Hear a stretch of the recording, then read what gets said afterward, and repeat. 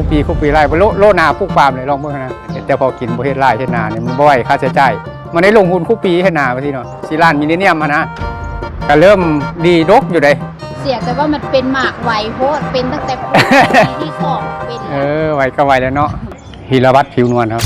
มาแต่บ้านนาโพครับอำเภอศรีสงครามจังหวัดนครพนมเคยปลูกปาล์มหรือครับหรือว่าเคยแล้วครับปลูกได้3ปีแล้ว10ไร่ก็เริ่มทยอยขายได้3เทื่อแล้วก็ได้3ปีจะไปขายนะจังไหนก็ยังปลูกปาล์มครับบ่ครับโยมไม่เฮ็ดนาแล้วครับ เฮ็ดนาแล้วบ่ไหวนะครับใช้จ่ายมันหลายนะเฮ็ดคู่ปีไร่โลนาปลูกปาล์มเลยลองเบิ่งนะแต่พอกินบ่เฮ็ดไร่เฮ็ดนาเนี่ยมันบ่ไหวค่าใช้จ่ายมันได้ลงทุนคู่ปีเฮ็ดนาว่าซี่เนาะเฮ็ดเข้ากัน3ไร่3งานเข้าฮะป่ามัน10ไร่นี่มาซื้อรอบเท่าไหร่ครับนี่อันนี้ซื้อมา3รอบ3นี่ไปให้น้าสาวนี่ก็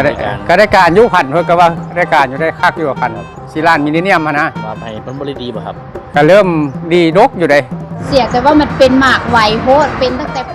ปีที่2เป็นไวก็ไวแล้วเนาะสิคุ้มมีโรต่อไปวะลองเบิ่งนะครับครับลองเบิ่ง